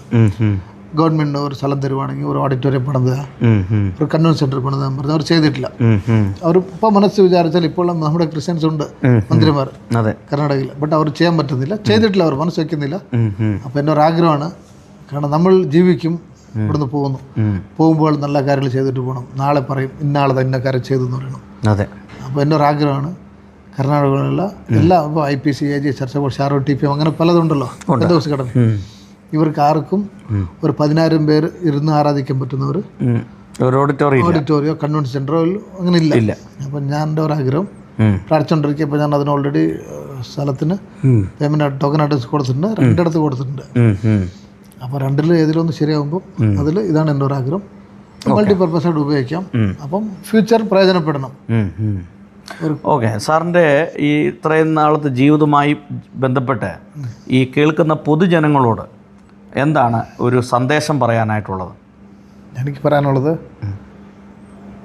മറ്റുള്ള നന്മയെ നമ്മൾ ആഗ്രഹിക്കുക, മറ്റുള്ളവർ വളർച്ചയിൽ നമ്മൾ സന്തോഷിക്കുക, ഒരിക്കലും അസൂയപ്പെടരുത്. നമ്മൾ നല്ലത് ആഗ്രഹിച്ചാൽ നമുക്ക് നല്ലത് സംഭവിക്കും. പിന്നെ ഞാൻ ഒരാളെ വഴുക്കുറയെന്ന് വയ്ക്കുക. വഴുക്കുറഞ്ഞാൽ ബൈബിൾ തന്നെ പറഞ്ഞു, നിന്റെ നാക്കിൽ ജീവന്റെ മരണത്തിന് അധികാരം വെച്ചിട്ടുണ്ട്. ഞാനിപ്പോൾ ഒരാളെ ശപിച്ചു നോക്കിയ, ഒരാളെ തെറി വിളിച്ചു, ഒരാളെ വഴുക്കുറഞ്ഞു, എന്തോ ചെയ്തു, ഒരിക്കലും അവർ ഏക്കത്തില്ല. അത് തിരിച്ചു വന്ന് ഇങ്ങോട്ട് വരും. അതെനിക്ക് ഭവിക്കുള്ളൂ. ഞാൻ ദൈവം നിങ്ങൾ അനുഗ്രഹിക്കട്ടെ എന്ന് പറയാം, നിശ്ചയമായി ദൈവം അനുഗ്രഹിക്കും. അവർ ഏറ്റെടുക്കും, അവർക്ക് അനുഗ്രഹം. അവർ ഏറ്റെടുത്തില്ലെങ്കിൽ ആ അനുഗ്രഹം എനിക്ക് തിരിച്ചു വരും. അപ്പോൾ എപ്പോഴും നമ്മൾ നമ്മുടെ വായിൽ നിന്ന് നല്ല വാക്കുകളെ വരാവൂ, നല്ലതേ പറയാവൂ, നല്ലതേ ചെയ്യാവൂ, നല്ലതേ ആഗ്രഹിക്കാവൂ. അത് നമുക്ക് കിട്ടും. നമ്മൾ എന്തോ പറയുമോ നമ്മുടെ നാക്കിൽ നിന്ന് അത് നമുക്ക് സംഭവിക്കും. അതുകൊണ്ട് ഒരിക്കലും മറ്റുള്ളവരെ പറ്റി ദോഷം പറയരുത്, കുറ്റം പറയരുത്. തെറ്റുണ്ട് അവരോട് തിരുത്തിക്കോളും. ഇല്ലെങ്കിൽ നേരിട്ട് പറയാം, ഇന്ന കാര്യങ്ങളുണ്ട്, തിരുത്തിക്കോളാൻ പറയാം, ഒരു കാര്യം പറയാം. തിരുത്താണെന്ന് അവർ തിരുത്തിക്കൊള്ളും. പിന്നെ നമ്മളെല്ലാം മനുഷ്യരാണ്. ബൈബിളിൽ തന്നെ പറഞ്ഞിട്ടുണ്ട്, സത്യത്തിൻ്റെ എബ്രായർ 10:26 സത്യത്തിൻ്റെ പരിജ്ഞാനം അറിഞ്ഞ ശേഷം വേണമെന്ന് പാപം ചെയ്താൽ അതിന് ഒരു പ്രായശ്ചിത്വമില്ല. നമ്മൾ ആരും ഒരാൾ തെറ്റ് ചെയ്തിട്ടുണ്ട്, നമ്മുടെ ജീവിതത്തിൽ തെറ്റ് ചെയ്താലും അറിയാതെ അറിഞ്ഞ ഒരു പറ്റി തെറ്റ് തിരുത്തുക. പിന്നെ രണ്ടാമത് റിപ്പീറ്റ് ചെയ്താൽ ബൈബിൾ പ്രകാരം അതിന് മാപ്പില്ല. അത് ചെയ്യാതെ ജീവിക്കാൻ നോക്കുക. നല്ലത് ആഗ്രഹിക്കുക, നല്ല സംഭവിക്കുക. എനിക്ക് അത്ര ഞാൻ എല്ലാവരും പറയുന്നതാണ്, നിങ്ങൾ നന്നായി, if you are well me too, നിങ്ങൾ നന്നായിരുന്നാൽ ഞാൻ നന്നായിരിക്കും, ನೀವು ಚೆನ್ನಾಗಿದ್ದರೆ ನಾವು ಚೆನ್ನಾಗಿದ್ದಂಗೆ. അപ്പം മറ്റുള്ള നന്മ ആഗ്രഹിക്കുക, നല്ലത് ചെയ്യുക, നമുക്ക് നല്ല സംഭവിക്കും. ഓക്കെ സാറേ, അപ്പോൾ ഇത്രയും സമയം സാറിനോട് സംസാരിക്കാൻ കഴിഞ്ഞ വലിയൊരു ഭാഗ്യമായിട്ട് കണക്കാക്കുകയാണ്. സാറിൻ്റെ കോളേജിൻ്റെ പ്രത്യേകത എന്ന് പറഞ്ഞാൽ നമ്മുടെ വിശ്വാസികളായിട്ടുള്ള കുട്ടികൾക്കൊക്കെ വന്ന് പഠിക്കാനായിട്ടുള്ള ഒരു നല്ല കോമ്പൗണ്ടാണിത്. കാരണം എല്ലാ ദിവസവും വൈകുന്നേരം പ്രാർത്ഥനയുണ്ട്. ഞായറാഴ്ച ആരാധനയ്ക്ക് ഇവിടുത്തെ വണ്ടിയിൽ തന്നെ കയറ്റി ആരാധനയ്ക്ക് കൊണ്ടുപോകും. അല്ലെങ്കിൽ ഇവിടെ പ്രാർത്ഥനയുണ്ട്. അതുമാത്രമല്ല, ഒരുപാട് വിശ്വാസികളുടെ കുട്ടികൾ ഈ സ്ഥാപനത്തിലുണ്ട്. ടീച്ചേഴ്സ് വിശ്വാസികളായിട്ടുള്ള ആളുകളുണ്ട്.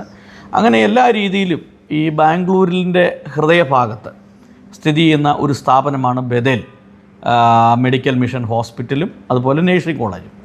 അപ്പോൾ ഇവിടെയുള്ള കോഴ്സുകൾ എന്ന് പറഞ്ഞാൽ BSc നേഴ്സിംഗ്, ജനറൽ നേഴ്സിംഗ്, അതുപോലെ പോസ്റ്റ് BSc, അതുപോലെ ഫിസിയോതെറാപ്പി, BA, BCom, BBA എല്ലാവിധ കോഴ്സുകളും ഇതുണ്ട്. ഏതാണ്ട് 400 ബെഡുള്ള ഹോസ്പിറ്റലുണ്ട്. അപ്പോൾ പൂർണ്ണമായിട്ട് ഓർഫനായിട്ടുള്ള മാതാപിതാക്കളില്ലാത്ത കുട്ടികൾക്ക് കൺസെഷനുണ്ട്. അതുപോലെ തന്നെ പാസ്റ്റേഷൻ്റെ കുട്ടികൾക്ക് ചെറിയ കൺസെഷനൊക്കെ ഉണ്ട്. അപ്പോൾ നിങ്ങൾക്ക് ഈ സാറുമായിട്ട് ബന്ധപ്പെടാം, വിളിക്കാം. അതുമാത്രമല്ല, കുട്ടികളെ നിങ്ങൾ പഠിപ്പിക്കാനായിട്ട് പറഞ്ഞയക്കാം. നല്ല ആത്മീയമായ രീതിയിൽ വളരുവാനായിട്ടുള്ളൊരു സാഹചര്യമുണ്ട്. എന്തായാലും ദൈവം സാറിനെ ധാരാളമായിട്ട് അനുഗ്രഹിക്കട്ടെ. വളരെയധികം നന്ദി അറിയിക്കും. Thank you pastor. പാസ്റ്റർ ഒരു കഴിഞ്ഞ വർഷം നേപ്പാളിൽ നിന്ന് ഓർഫൻ കൊച്ചിനെ വിട്ടായിരുന്നു, ഒരു ലാൽ ചന്ദ് എന്ന്. അതെ, ഒരു ബ്രദർ 3 കുട്ടികളെയാണ് 3 പേര് വിട്ടു. 2 പെൺകുട്ടികൾ അവരും പഠിച്ചു, പാസ്സായിരുന്നുണ്ട്. അതിൽ ഈ ലാൽ ചന്ദ് എന്ന് പറഞ്ഞ നേപ്പാളി പയ്യൻ, അവൻ വിശ്വാസിയാ. അവനിവിടെ കഴിഞ്ഞ പ്രാവശ്യം എക്സാം എഴുതി, ഫിസിയോതെറാപ്പി ഡോക്ടർ കോഴ്സ് എടുത്ത്. അവന് ഇതുവരെയും പഠിച്ച എല്ലാ കുട്ടികളൊക്കെ, പൊതുവേ എല്ലാ വർഷവും നേപ്പാളികളാണ് ടോപ്പർ വരുന്നത്. ഇവിടെ നിന്നുണ്ട്, നമ്മുടെ ഉണ്ട്. ഇപ്പോൾ കഴിഞ്ഞ വർഷം തന്നെ എൻ്റെ അമ്മാച്ചൻ്റെ മോള് ഫിസിയോതെറാപ്പി പഠിച്ചിട്ടുണ്ട്. പിന്നെ 4 പേരുണ്ടായിരുന്നു. അങ്ങളുടെ മോള്, അങ്ങനെ 2 അമ്മാച്ചമാരുടെ മക്കൾ, പിന്നെ ഒരു ചേച്ചിയുടെ മോള്. ഇവർ ഇത്രയും പേര് MSc നഴ്സിംഗ് എഴുതി, ഫിസിയോതെറാപ്പി എഴുതി. അവർ അത്രയും പേര് ഡിസ്റ്റിങ്ഷനാണ് വന്നത് ഈ പ്രാവശ്യം വന്ന എക്സാമിൽ. അപ്പോൾ ആ പയ്യനും ടോപ്പറായിരുന്നു. അതായത് പാസ്റ്റർ വിട്ട ലാൽ ചന്ദ് പയ്യൻ, ഓർഫൻ, അദ്ദേഹം യൂണിവേഴ്സിറ്റിക്കല്ല നമ്മുടെ കോളേജിൽ ടോപ്പറായിരുന്നു. യൂണിവേഴ്സിറ്റി റിസൾട്ട് ചെക്ക് ചെയ്യണം, യൂണിവേഴ്സിറ്റിയിൽ ടോപ്പറാണെന്നുള്ളത്. അവന് കഴിഞ്ഞ നമ്മുടെ ഇവിടെ സ്പോർട്സ് മീറ്റ് ഉണ്ടായിരുന്നു. ഇവർ ഇയർ സ്പോർട്സ് നടക്കും. അപ്പോൾ ഒരു വീക്ക് ഫുൾ സ്പോർട്സ് ആയിരിക്കും. അപ്പോൾ അതിലും ഫുട്ബോളിൽ ഇവനായിരുന്നു ഗോൾ കീപ്പറും. അവൻ്റെ ടീമാണ് ജയിച്ചത്. നല്ല പ്ലെയർ, നല്ല സ്പിരിച്വൽ ലൈഫ്, പ്ലസ് പഠിക്കുന്നതിലും ഡിസ്ട്രിക്ഷൻ വന്നിരിക്കുന്നത്. അപ്പോൾ നാളെ പാസ്റ്റർ ഇപ്പം നമ്മളിപ്പോൾ രാത്രി 11:15 നാളെ അദ്ദേഹത്തിനോട് പാസ്റ്റർ സംസാരിക്കും, പറയാം അവൻ എങ്ങനെയാണ് ഇവിടെ എന്നുള്ളത്. നാളെ കുറച്ച് നമുക്കിവിടെ കാശ്മീർ ഒരു സ്റ്റുഡൻറ്റ് ഇവിടെ പഠിക്കാൻ 2012 പഠിക്കാൻ വന്നു. അദ്ദേഹം ഇവിടെ വന്ന് പഠിച്ചു. ഈ UG ആയിരുന്നു, പിന്നെ PG കഴിഞ്ഞു, അതൊക്കെ PhD എടുത്തുകൊണ്ടിരിക്കുക. ഇപ്പം അദ്ദേഹം വൈസ് പ്രിൻസിപ്പലാണ്. അപ്പോൾ ഹിന്ദു മുസ്ലിം ക്രിസ്ത്യൻസ് എല്ലാവരും ഉണ്ട് നമ്മളിവിടെ വരും, എല്ലാവരും ഒരുമിച്ചാണ് കാണുന്നതും സഹകരിക്കുന്നതൊക്കെ. അപ്പോൾ അദ്ദേഹം ഞാൻ പറഞ്ഞു അവിടെ അത്രയും പേർ എല്ലാവരും ഉണ്ട്. ഇവരെല്ലാവരും നല്ല ഫാക്കൽറ്റി, നല്ല ടീച്ചിങ് ഉണ്ട്. ഇവിടെ പറഞ്ഞ പോലെ നല്ല റിസൾട്ട് ഉണ്ട്. നമുക്ക് തന്നെ ഇവിടെ ഓൺ എക്സാം സെൻ്റർ ഉണ്ട്, തിയറി പ്രാക്ടിക്കൽ സെൻ്റർ ഉണ്ട്, പേപ്പർ വാല്യൂഷൻ സെൻ്റർ ഉണ്ട്. നമുക്ക് അതായത് നമ്മുടെ എക്സ്പീരിയൻസ് സ്റ്റാഫ് എന്ന് പറയുമ്പോൾ കർണാടകയിൽ പണ്ട് ഇവിടുത്തെ ഗവൺമെൻറ്റിലെ സ്റ്റാഫായിരുന്നു. ഇവിടുന്ന് ഡൽഹിയിൽ ഗവൺമെൻറ് തന്നെ വിട്ട് അവർ എയിംസിലൊക്കെ PhD എടുത്ത് വന്നവരുണ്ട്. അപ്പോൾ അവർ ഇപ്പോഴത്തെ കർണാടക നഴ്സിംഗ് കോളേജ് രജിസ്ട്രാറിൻ്റെ പ്രിൻസിപ്പലാണ്. അപ്പോൾ പല കോളേജിൽ പ്രിൻസിപ്പാൾ ഉണ്ടല്ലോ, അവർക്കെല്ലാം പ്രിൻസിപ്പാളായിരുന്നവർ. അവരാണ് നമ്മുടെ ഡീൻ. 3 കോളേജിലും 3 ഡീനുണ്ട്. അപ്പോൾ അത്രയും എല്ലാ കോഴ്സിനും ഡീനുണ്ട്. അപ്പോൾ സാധാരണ എല്ലാ കോളേജിലും പ്രിൻസിപ്പൽ വെക്കാനും ബുദ്ധിമുട്ടാണ്. അപ്പോൾ നമ്മൾ അങ്ങനെ നല്ല രീതിയിൽ സ്റ്റാഫ് മെയിൻറ്റെയിൻ ചെയ്തിട്ടുണ്ട്. അപ്പോൾ ഇത്തരം നല്ല ക്വാളിറ്റിയുള്ള സ്റ്റാഫുണ്ട്, എക്സ്പീരിയൻസ് ഉള്ള ഫാക്കൽറ്റീസ് ഉണ്ട്. അതൊക്കെയാണ് നമ്മുടെ ഒരു വിജയം. കാരണം സ്റ്റാഫൊക്കെ നമ്മുടെ കൂടെ തന്നെ നിൽപ്പുണ്ട്. നല്ല ഉത്തരവാദിത്തോടെ നല്ല രീതിയിൽ എക്സ്പീരിയൻസ് ഫാക്കൽറ്റീസ് ഉണ്ട്. ഓക്കെ സാറേ, ദൈവം ധാരാളമായിട്ട് സഹായിക്കട്ടെ. Thank you.